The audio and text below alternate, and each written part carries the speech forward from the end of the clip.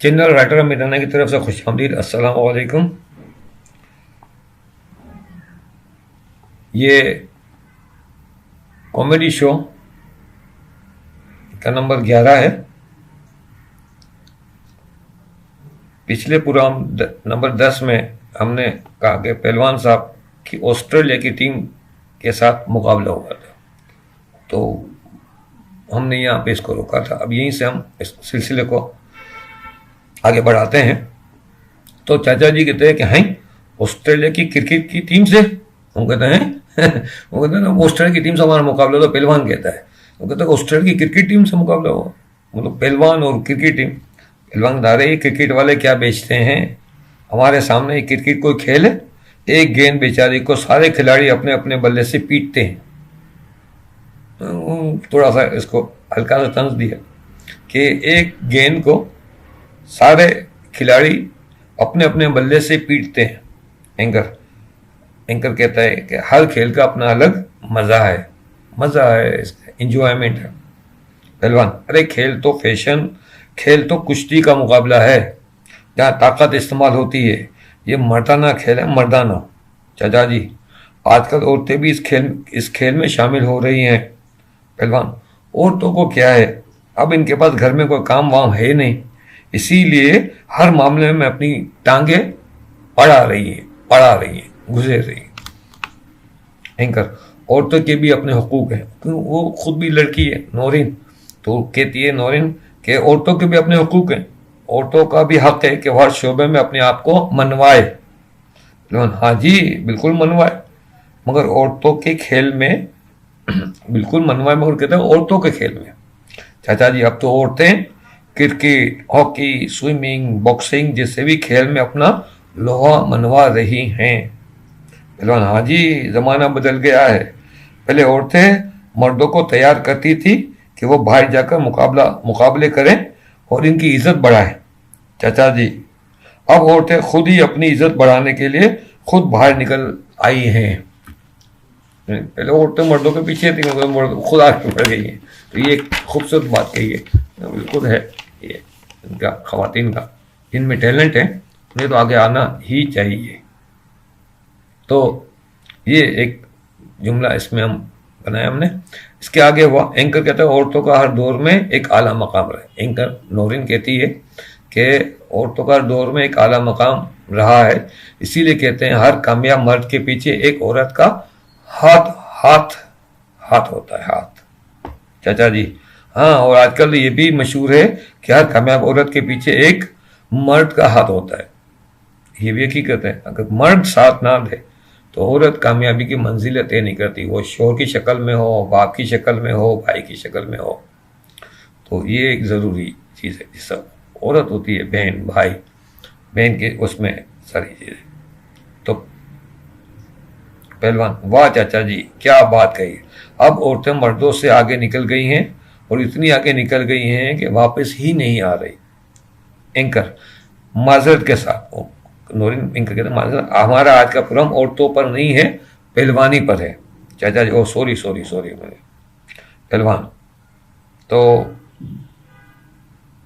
वो कहते कौन सो रही है, कहाँ सो रही है, औरत तो जाग चुकी है। वो सॉरी कहता, वो सो रही है। चाचा जी, मर्द की किस्मत सो रही है और कुछ नहीं। एंकर, पहलवान साहब, आपने दूसरे मुल्कों के पहलवानों से मुकाबला किया, आपने कहा ऑस्ट्रेलिया के पहलवानों से भी आपका मुकाबला हुआ है। चाचा जी हाँ, चाचा जी हाँ, आपने ऑस्ट्रेलिया के पहलवानों से मुकाबला किया है। पहलवान, हाँ जी, मुकाबला किया था, दंगल था, दंगल। चाचा जी, फिर तो खूब आपने नाम कमाया होगा। पहलवान, नाम भी कमाया और दाम भी कमाया, यानी नाम भी कमाया और दाम भी कमाया। एंकर, आप इस मुकाबले का अहवाल हमारे नाज़रीन को बताएंगे। पहलवान, हाँ जी, लो जी, बताते ना। इसमें क्या कि मैदान सज गया, अखाड़ा तैयार हो गया, लोग जमा हो गए। एक तरफ ऑस्ट्रेलिया के पहलवान थे, एक तरफ हमारे पहलवान थे। चाचा जी, वो गोरे गोरे पहलवान होंगे। पहलवान, हाँ जी, इनका मुल्क ठंडा है ना। चाचा जी, हाँ, ऑस्ट्रेलिया में बड़ी ठंड होती है और हमारे यहाँ बड़ी गंद होती है। मतलब वहाँ बड़ी ठंड होती है, हमारे यहाँ बड़ी गंद होती है। एंकर, फिर क्या हुआ पहलवान साहब। एंकर उसको, पहलवान, फिर होना क्या था। फेंका फेंकी का मुकाबला शुरू हो गया। फेंका फेंकी का, चाचा जी फेंका फेंकी क्या मतलब? पहलवान फेंका फेंकी नहीं समझे आप चाचा जी? चाचा नहीं, पहलवान फेंका फेंकी का मतलब है हाँ का हाँ की, बड़क मारना। वो बड़ी बड़ी बड़के मारने लगे, इधर से हम भी बड़के मारने लगे। उन्होंने भी बड़ी बड़ी फेंक रहा होता है, बड़क मार रहा होता है और चीजें बता रहे हैं। एंकर क्या बड़के थी? एंकर परेशान हुए। पहलवान ऑस्ट्रेलिया के पहलवान ने बड़क मारी कि इनके मुल्क में इतनी ठंड होती है कि वहां के लोग बादाम, पिस्ता, खोया, दूध, वहां के लोग बादाम, पिस्ता, खोया, दूध खोया वगैरह खा पी कर अपने मुंह में डाल देते हैं। दूध, खोया वगैरह अपने मुंह में डाल खा लेते हैं, वो पेट में डाल लेते हैं और अपने मुंह में एक डंडी डाल लेते हैं। एक डंडी होती है ना, एक डंडी डाल लेते हैं। आधे घंटे बाद जब वो डंडी मुंह से निकालते हैं तो खोए बादाम वाली कुल्फी बनकर निकलती है। ये ऑस्ट्रेलिया के पहलवान ये बता रहे हैं, उन्होंने बताया था। तो बादाम पिस्ता खा लेते हैं, दूध वगैरह सब चीजें डाल लेते हैं और एक डंडी अंदर डाल देते हैं। आधे घंटे, इतनी ठंड है कि आधे घंटे बाद वो डंडी बाहर निकालते हैं तो वो खोए बादाम वाली कुल्फी बन जाती है। अपने ना यहाँ रेडी वाले बेचते हैं खोए बादाम वाली कुल्फी। अब तो ये उस बड़े बड़े दुकानों पे भी अब तो बनने लगी है कुल्फियाँ वगैरह। बलोच आइसक्रीम पे भी आपको मिल जाती है और भी जगहों पे मिल जाती है। चाचा जी हाँ,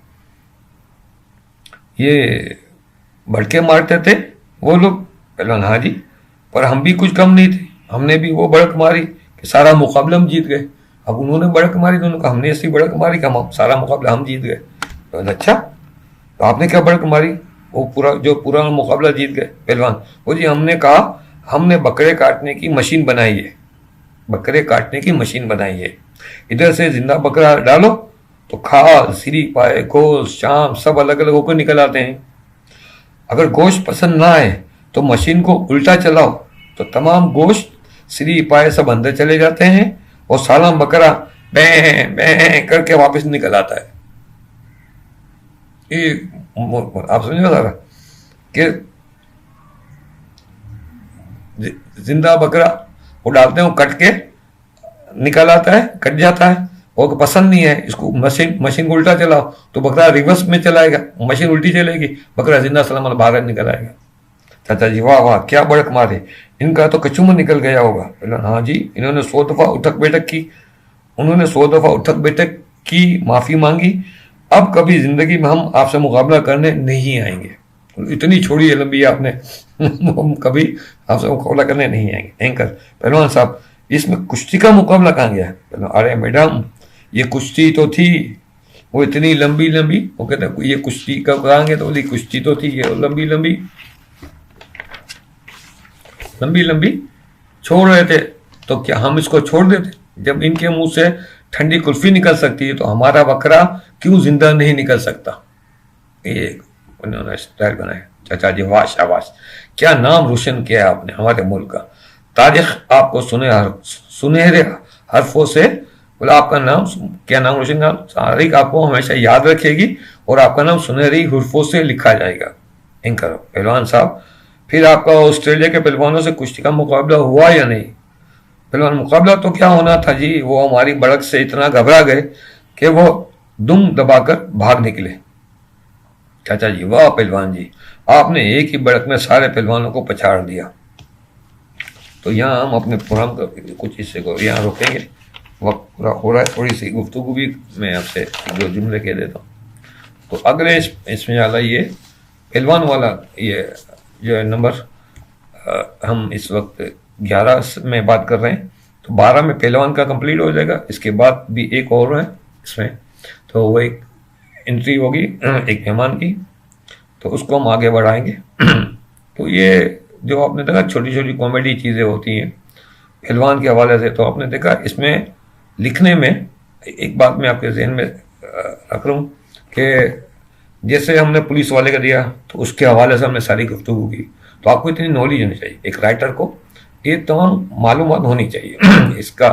फिर हमने वकील का दिखाया, उसकी सारी मालूमात होनी चाहिए, मुकला के सारी मज़ा अंदाज में।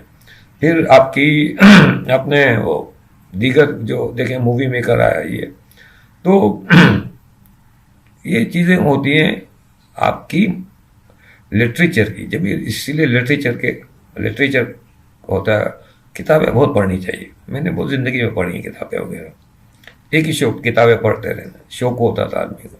ये शौक की चीज़ें होती हैं। फिर मालूमात बहुत रखी, तो आप मूवी ड्रामे भी देखा करें, किताबें पढ़ें और सारी चीज़ों की नॉलेज रखें। न्यूज़ वगैरह पे भी ध्यान रखें कि क्या चल रहा है हमारे मुल्क में, तो आपको हालात हाजरा का पता चले। और इन चीज़ों को राइटर बनने के लिए और कहानियाँ लिखने के लिए ये मालूमात का होना बहुत ज़रूरी है। अगर ये मालूमात आपके पास होगी, जैसे देखा मैंने लिखा अभी वो कैरेक्टर आएंगे, तो पहलवान का कैरेक्टर की मालूमात, ये मालूम सब मालूमात होनी चाहिए आगे कि इसको किस तरह कॉमेडी अंदाज में हम इसको पेश करते हैं। तो हमारे लोग ये मालूमात अगर इनको हासिल है तो वो अच्छे राइटर बन सकते हैं, वो अच्छी चीज़ें लिख सकते हैं। वरना फिर आप ये सोचते रहेंगे यार मैं आगे क्या लिखूं।